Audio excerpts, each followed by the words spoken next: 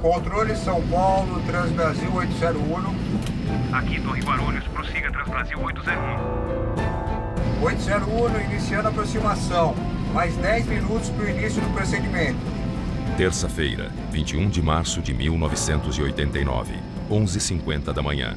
Em menos de 5 minutos, um voo cargueiro da Transbrasil vai pousar no Aeroporto Internacional de São Paulo, em Guarulhos.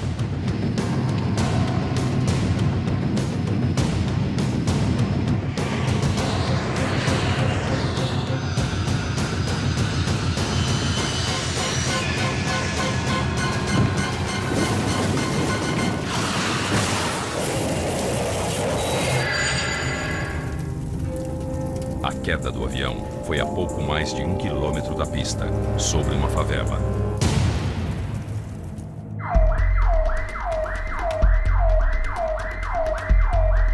A torre de controle de Guarulhos passou para nós via rádio todas as características da aeronave que havia caído lá. Era um 07 cargueiro, a princípio com 3 pessoas a bordo, e de pronto nós fomos para o local. O Sargento Jorge, do Corpo de Bombeiros de Guarulhos, é um dos primeiros da equipe de socorro a chegar ao local da tragédia. Bom, a cena do acidente é aquela cena catastrófica, né? Várias casas destruídas, a aeronave em chamas, muita gente gritando, pedindo para ajudar os próximos, os vizinhos.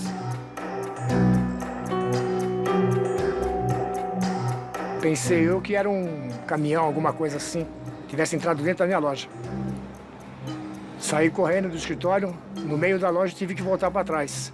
Um calor muito forte. Depois de uns 5 minutinhos que eu consegui ir para fora, porque estava caindo tudo lá. Eu estava em casa com minha mãe e minha irmã, né? Aí quando eu vi o barulho, eu saí correndo até o portão.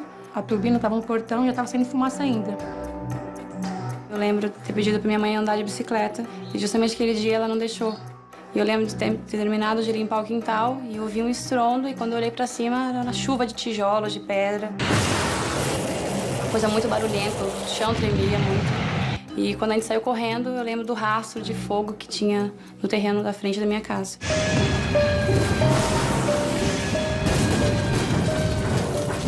Morreram várias crianças que vinham da escola, morreram pessoas que estavam trabalhando. A minha filha que vinha vindo do Orelhão junto com a minha sobrinha. E a minha sobrinha estava grávida. Eu vi uma explosão, aí percebi que era um avião que tinha descido no meio da favela. Naquela manhã, o fotógrafo Klaus Werner estava em um helicóptero tirando fotos aéreas de uma fábrica. Acabou registrando a tragédia.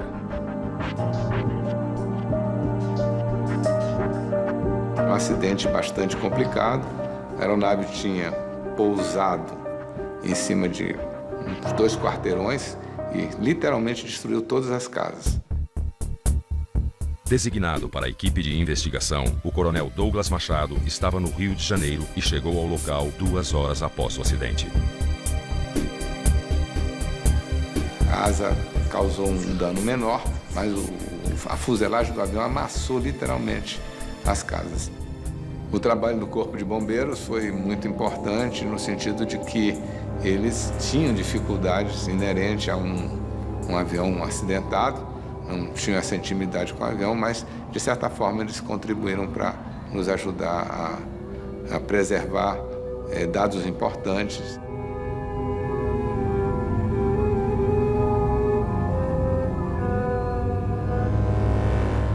Eram destroços, tudo queimado, mas ainda fumegante, e um cheiro que eu não esqueci mais, de metal queimado.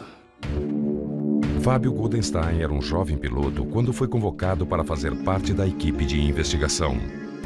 Foi o primeiro acidente em que eu me envolvi, digamos assim, como perito. é chocante.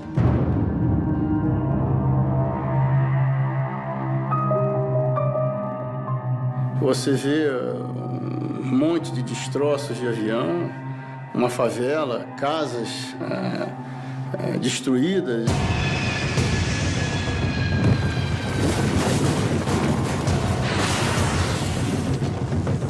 O local do acidente é minuciosamente vasculhado pelos investigadores. O avião estava com um trem de pouso, os motores estavam normais, mas muito difícil de chegar, porque estavam envolvidos com muitos escombros. Muita dificuldade de chegar no avião. A gente subia no avião, como ele estava muito sujo de querosene, a gente caía, levantava. Então, a impressão era um acidente de difícil elucidação, mas com a vantagem de estar um avião bastante inteiro. Uma das coisas que eu observei foi que os motores estavam, 3 deles estavam nos seus locais instalados, como sempre estiveram, e um motor da extrema esquerda, o motor número 1 da aeronave, não estava no berço, não estava no seu local de instalação. Para mim, indicava naquele momento que a posição da ponta da asa esquerda, que estava bem atrás, que aquele tinha sido o ponto do primeiro impacto. Era ali que o avião tinha realmente iniciado todo o movimento de destroçamento.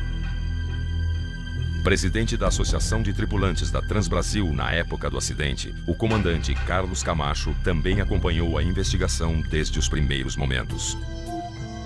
O charuto do avião estava em parte destruído, exatamente por conta das chamas, do fogo. Tá?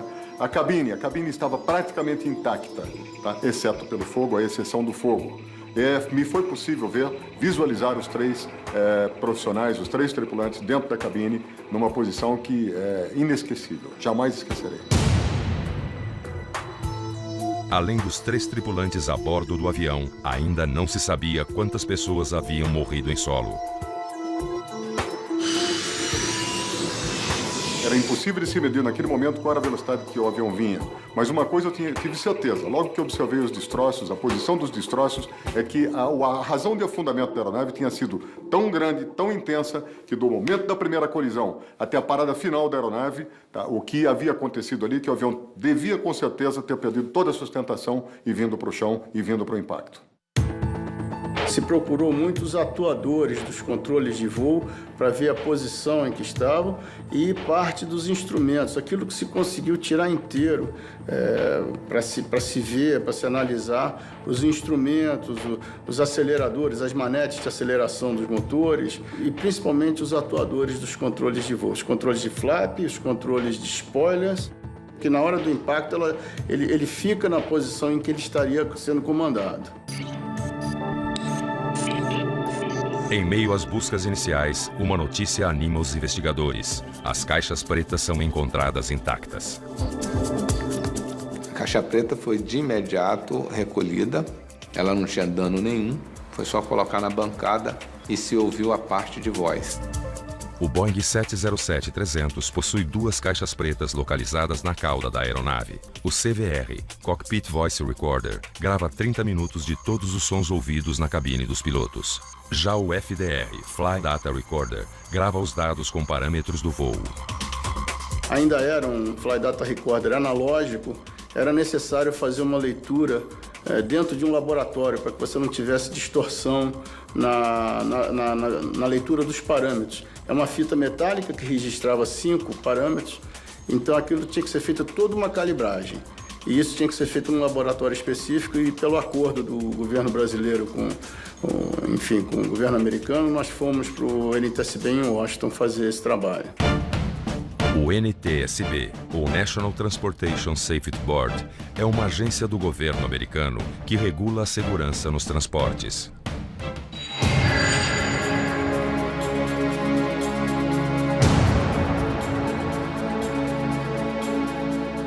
Quando eu cheguei, muita coisa já tinha sido movimentada. Logicamente pelos bombeiros, pelas equipes de resgate, que é natural, mas também por pessoas do local que iam à casa buscar alguma coisa. Embora tivesse o bloqueio da polícia, sempre existe essa interferência. O coronel Ronaldo Jenkins chegou em Guarulhos no dia seguinte ao acidente. Ele foi designado para chefiar as investigações. Tudo que você vai recolher ali, você depois vai ter que reanalisar perante os dados que você tirar do gravador de voo, para verificar de dados de voo, para verificar se existe uma coerência entre o que você está vendo de dado e a situação que você observou na cabine de comando. Controle São Paulo, Transbrasil 801. Aqui, Torre Guarulhos, prossiga Transbrasil 801. 801, iniciando a aproximação. Mais 10 minutos para o início do procedimento. Então o que a gente percebeu é que o avião pousou muito antes da pista. E numa área urbana, num dia de céu azul que não tinha nenhuma nuvem. Algo tinha que ser muito grave para ter ocorrido.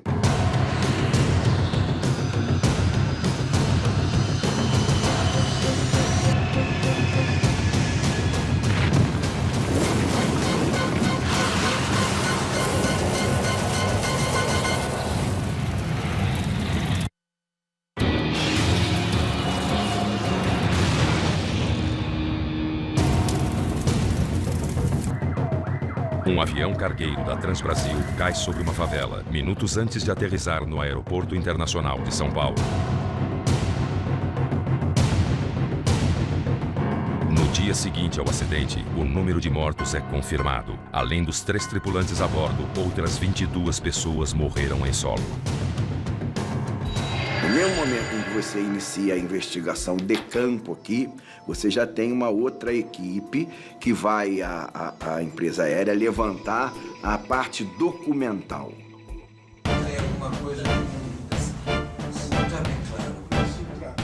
Uma parte importante da investigação ela é concentrada em quem estava conduzindo a aeronave. E essa investigação nos leva à conclusão de que os pilotos tinham as carteiras adequadas, estavam treinados no sentido de não havia dificuldade legal nem administrativa.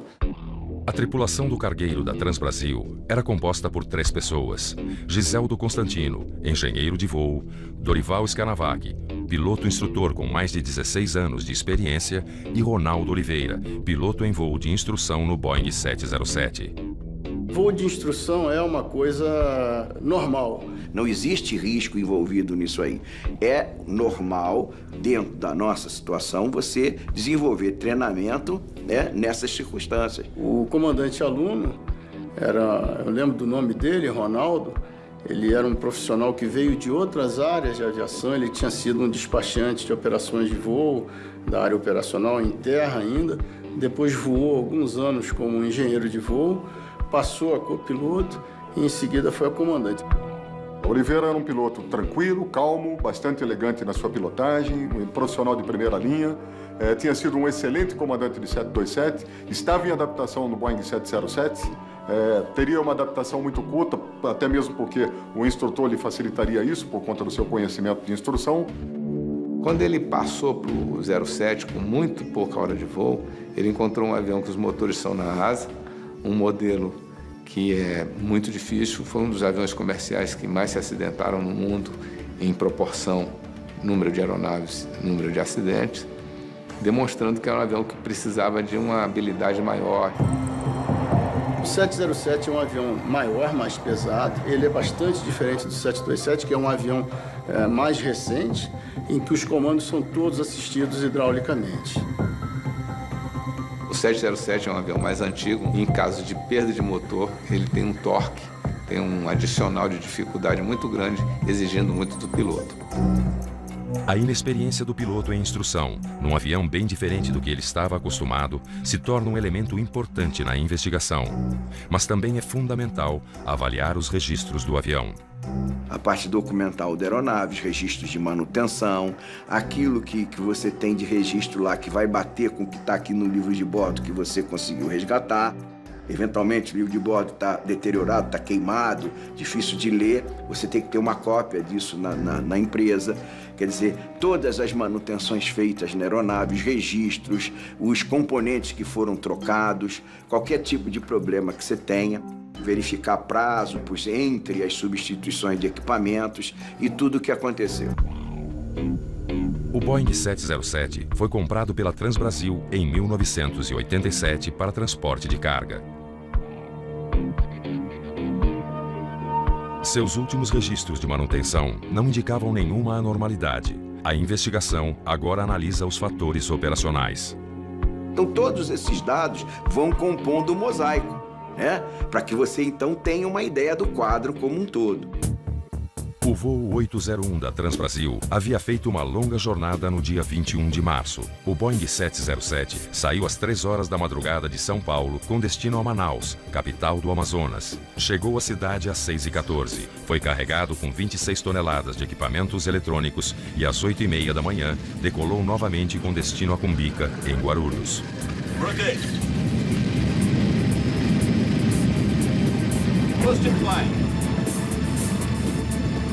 As investigações do fator operacional identificaram a carga de trabalho. Qualquer coisa em torno de 8 horas, que é bem abaixo do que a legislação determina. O representante dos pilotos da Transbrasil tem opinião diferente sobre a jornada de trabalho da tripulação a bordo do avião cargueiro. Na verdade, o voo cargueiro, o voo que se dedica à carga, ele normalmente atua durante a noite. É um momento que exige muito mais das tripulações, porque você tem que ter tido um dia confortável, descansado, deve ter dormido, deve ter descansado suficientemente para poder fazer o seu voo. Uma distância longa, como São Paulo-Manaus e a volta Manaus-São Paulo, evidentemente, chega muito perto da fadiga no momento que você está voltando para São Paulo, e eles estavam nessa condição. Eles estavam muito próximos da fadiga. Então esse cansaço, eu tenho absoluta convicção que teve algum peso no acidente. Perfeito, Oliveira. Ela era uma jornada normal, eles faziam regularmente, se fazia regularmente, mas como muitas jornadas que se faziam, eram jornadas que você ficava muito próximo aos limites legais de horas de trabalho. Os investigadores têm 2 peças-chave na mesa. Um piloto, ainda em treinamento num Boeing 707, e uma tripulação que vinha de uma longa jornada de trabalho. Controle São Paulo, Transbrasil 801. Aqui, Torre Guarulhos, prossiga Transbrasil 801. 801, iniciando a aproximação. Mais 10 minutos para o início do procedimento. A gente já tinha uma ideia do que havia acontecido, mas era necessário, de qualquer maneira, você confrontar aquilo com as evidências técnicas. Com a chegada dos dados das caixas pretas, as evidências técnicas começam a contar a história da tragédia com o Transbrasil 801. Afirmativo, controle. 801 no high speed.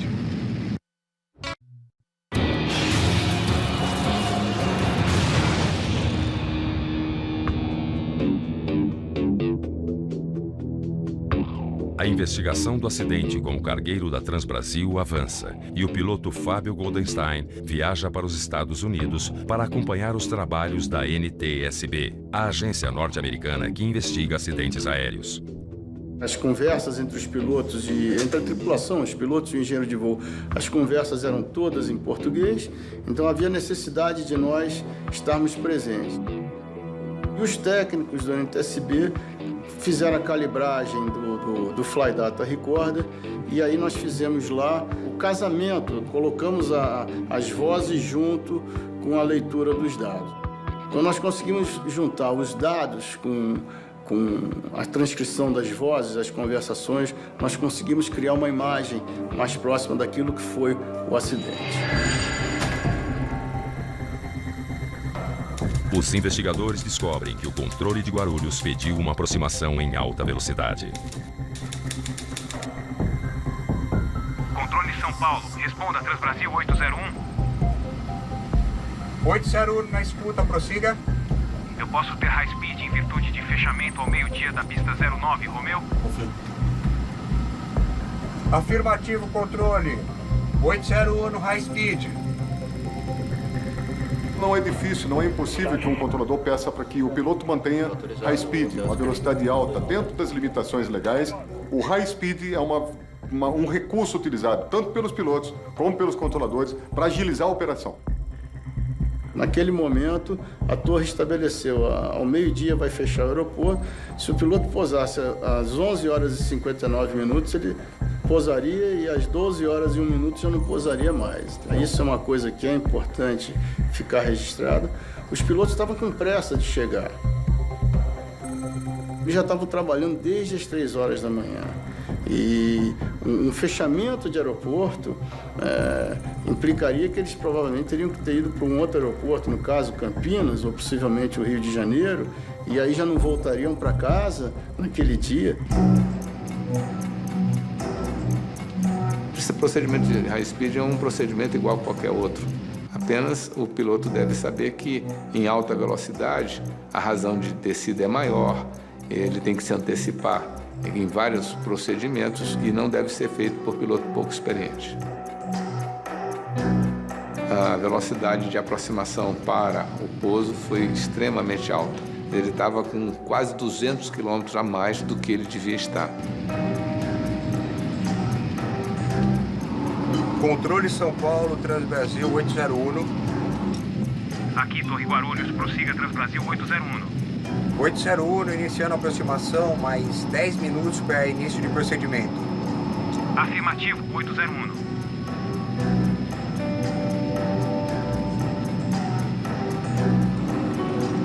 Torre 801, passando marcador externo.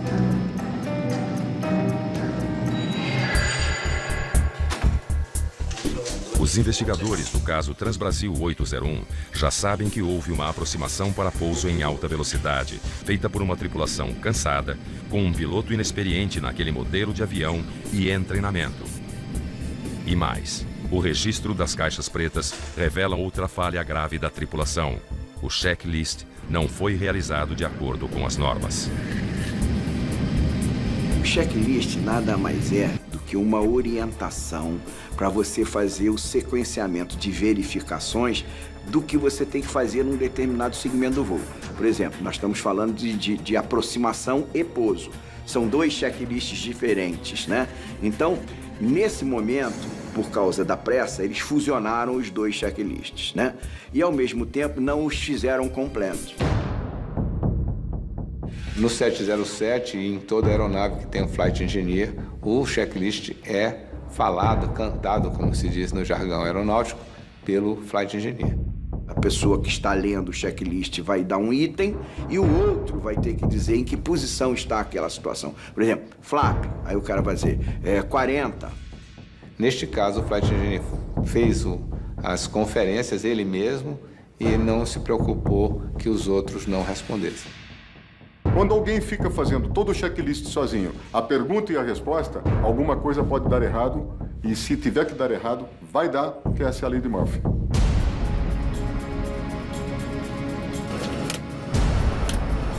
Por isso é que se fala que houve uma descoordenação nos procedimentos de cabine, ok? Que eles não foram os ideais e, logicamente, a sequência de checklist ficou prejudicada.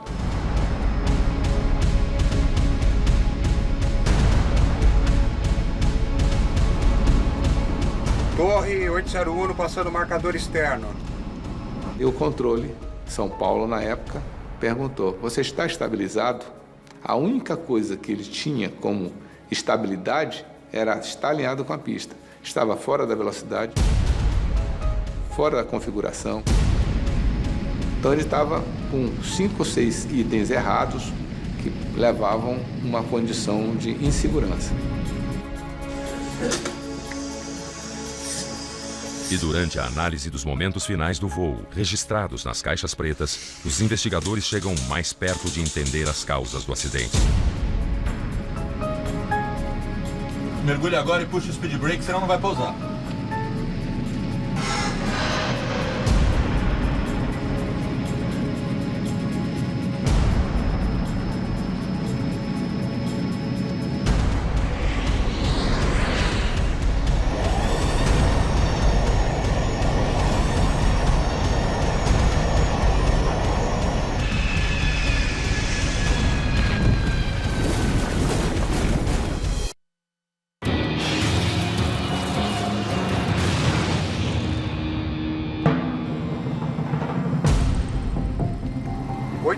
Iniciando a aproximação, mais 10 minutos para início de procedimento. A análise das caixas pretas do Transbrasil 801 revelou que a tripulação fez uma aproximação para pouso arriscada, em alta velocidade e desrespeitando as etapas dos procedimentos padrões. E uma nova descoberta chama a atenção dos investigadores. Nos instantes finais do voo, o avião teve uma atitude muito agressiva, né? Uma descida muito rápida. O avião entrou numa atitude de mergulho.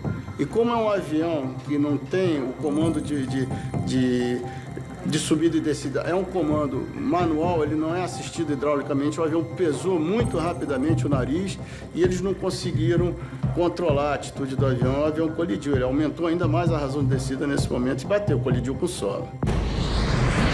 Essa brusca variação fez o avião descer com uma razão de 1.200 metros por minuto. Na desaceleração, ele usou todos os recursos da aeronave e acabou incidindo no erro, que é usar o speed brake ou spoiler, que degradam a sustentação da asa junto com os flaps. Flaps e speed brakes são dispositivos aerodinâmicos localizados nas asas. Os flaps são responsáveis pela sustentação do avião. Já os speed brakes permitem que ele perca altitude sem ganhar velocidade. Se usados ao mesmo tempo, fazem com que o fluxo de ar se descole das asas, provocando perda de sustentação e de controle da aeronave. Você passa a se deslocar para frente, caindo. Então você não está mais voando, você está caindo. É uma perda de controle real. Cruzando os dados dos gravadores de voo e de voz, os investigadores descobrem que a tripulação havia acionado o speed brake na tentativa de baixar rapidamente a altitude do avião para o pouso. Mergulhe agora, puxa o speed brake, senão não vai pousar.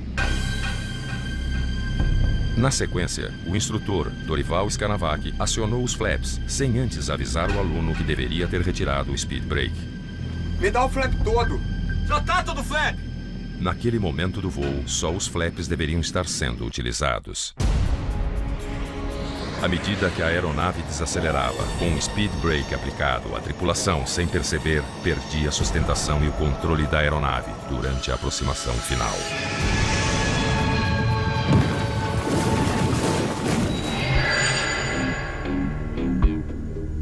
O próximo passo da investigação é reproduzir as condições aerodinâmicas que derrubaram o avião. Com os dados do acidente, da ocorrência, nós colocamos esses dados num simulador de voo de 707 da Transbrasil em Congonhas. Ok, speed brake. Aquela máquina não respondia adequadamente às reações do avião. Se dando speed brake, ele não desacelerava com a mesma velocidade e várias reações aerodinâmicas esperadas não ocorriam. Eu acho que a gente vai ter que voar de verdade.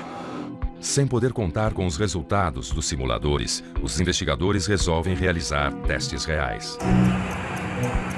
Foram feitos vários voos de ensaio nos aviões da Força Aérea, que também tinham o mesmo tipo de equipamento, para tentar chegar a uma situação próxima em voo para ver o que poderia ter acontecido.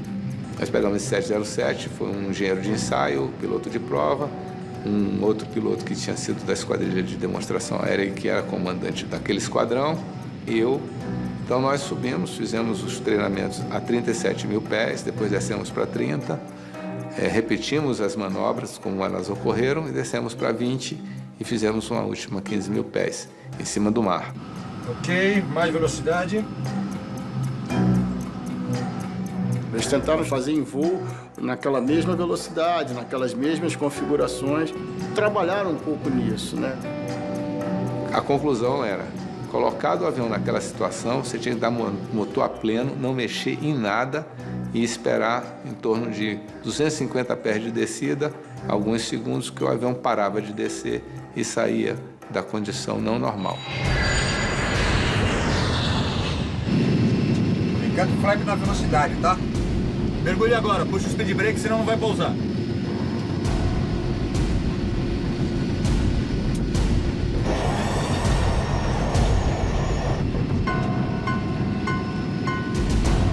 Mantenha o nariz. Se a gente arremeter, vai ser fogo. Me dá o flap todo. Já tá todo flap.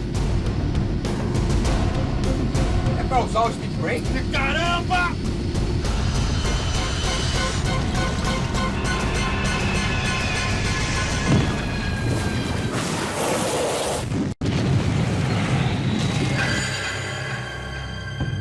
gravador de voz da caixa preta, os investigadores descobrem um dado surpreendente.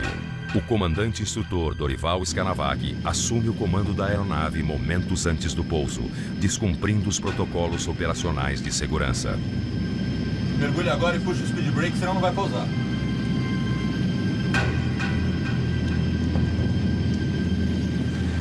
Quem estava pilotando era o aluno na esquerda, mas o instrutor passou a dizer, faz assim, vai fazendo desse jeito, agora faz isso, agora faz aquilo. E isso é uma condição bastante negativa, um piloto experiente falar para o outro piloto não experiente o que tem que fazer. Ele passa a cumprir ordem e não sente mais o avião.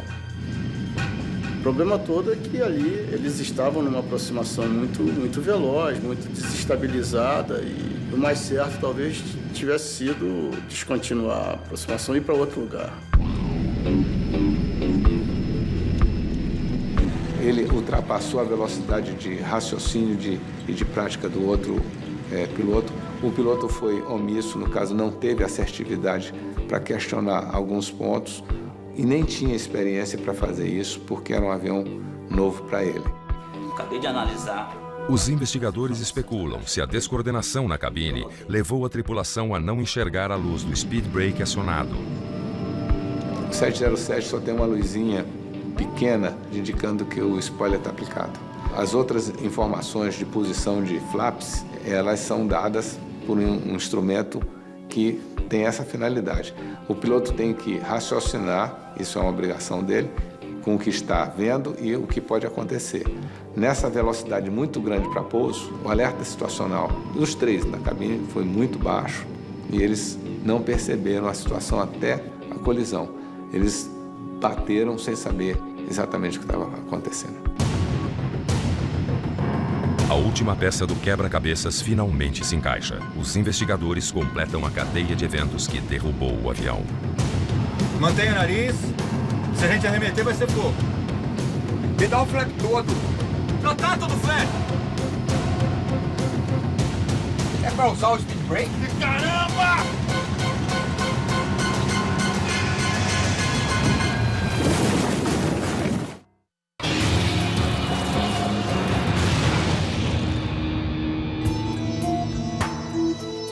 Após 2 anos, os investigadores do caso Transbrasil 801 terminam o trabalho. A conclusão do relatório é um retrato do passo a passo rumo à tragédia. Nunca um fator só derruba um avião. Às vezes nem 2, nem 3. É uma conjugação de eventos, de fatos, e são muito específicos em cada situação. Aquilo que às vezes derruba um avião, provoca um acidente num determinado cenário, não provoca em outro. A pressa.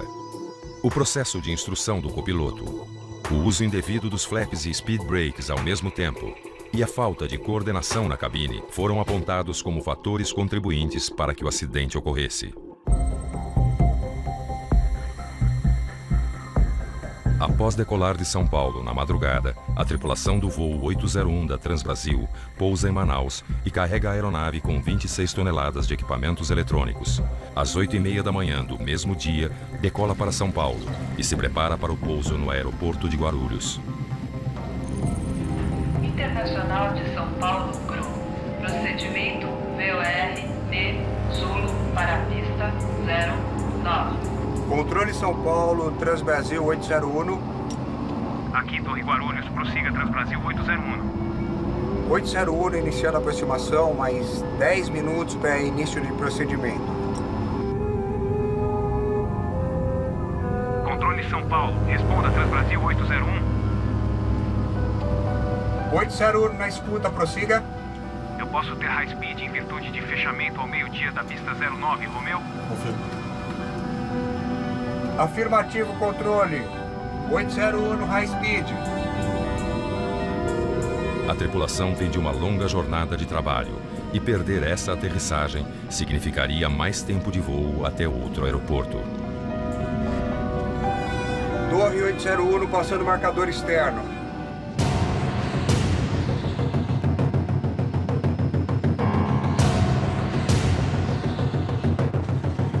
Ficando flag na velocidade, tá?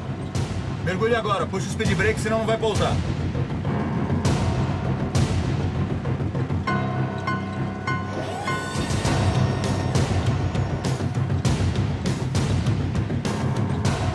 Mantenha o nariz. Se a gente arremeter, vai ser fogo. Me dá o flap todo. Já tá todo flap. É pra usar o speed brake? Caramba!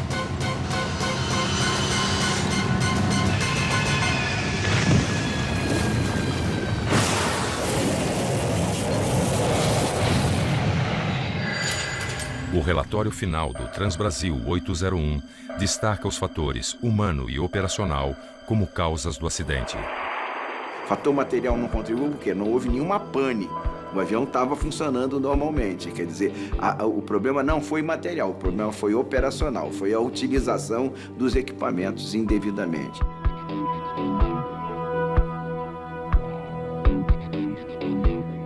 Uma perda de coordenação entre eles. Picando flap na velocidade, tá?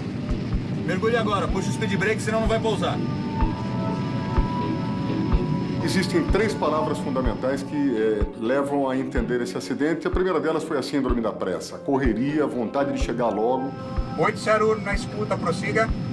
Eu posso ter high speed em virtude de fechamento ao meio-dia da pista 09, Romeu? Afirmativo, controle. 801 no high speed. A segunda foi a excessiva confiança no avião da parte do comandante Dorival e o conhecimento que ele tinha. Mas que naquele momento, o terceiro movimento, o terceiro fator, que foi a fadiga. Então, o cérebro não estando acompanhando, não acompanhando de forma adequada todos os movimentos necessários para o bom andamento do voo, podem ter produzido um acidente.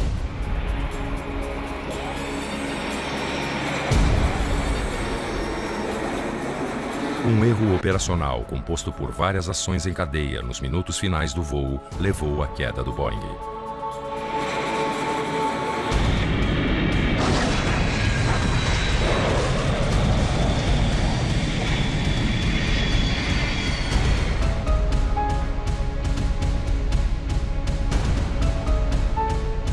O que a aviação aprendeu com a tragédia do voo 801 para que um acidente como esse não volte a acontecer?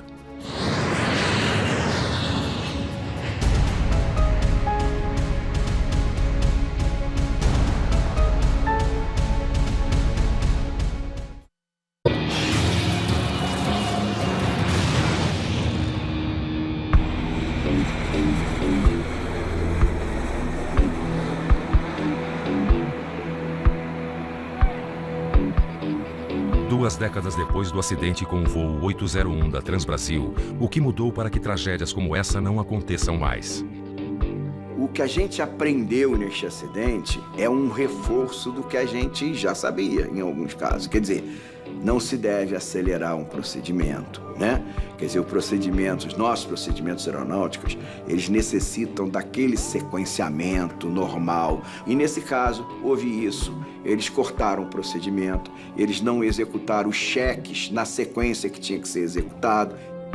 Um dos principais ensinamentos desse acidente do Transbrasil foi a forma de treinar os tripulantes e as considerações sobre a capacidade de cada um e também o gerenciamento da cabine como um todo, dos recursos existentes. Ali haviam 3 homens e nenhum deles foi capaz de identificar uma situação de risco muito grande que os 3 teriam condições de resolver.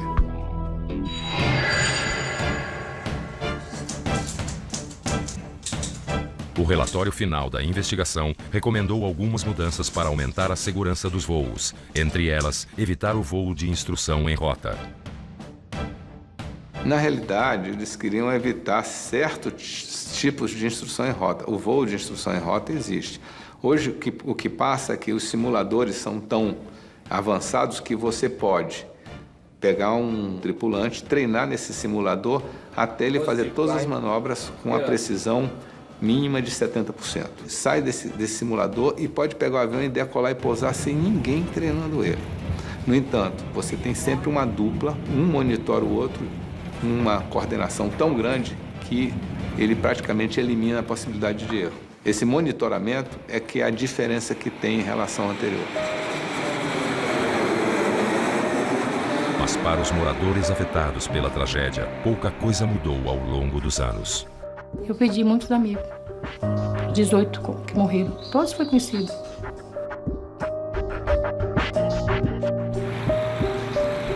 que é um suplício para se viver. O teto da minha casa está todo rachado por causa dessa trepidação aérea. Você não consegue ter nada leve dentro de casa. Tudo vai ao chão. Hoje, por incrível que pareça, trabalho no aeroporto. É uma paixão, eu gosto muito. Mas não tenho medo. Inclusive, já viajei e eu sei que é por incrível que pareça, um dos transportes mais seguros.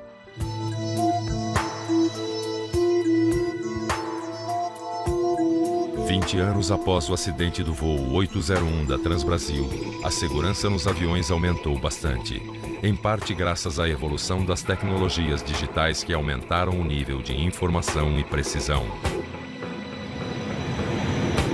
100, 50, 40, 30, retard. A tecnologia hoje embarcada nas aeronaves, ela é muito avançada e realmente ajuda, contribui muito para a segurança. Mas também os procedimentos foram aperfeiçoados, que faz com que esse tipo de disciplina de cabine não se repita.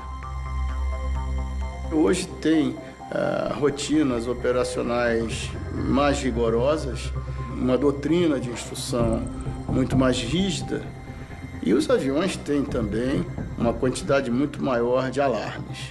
De qualquer maneira, hoje, todos os voos, nas grandes empresas, todos os voos são monitorados.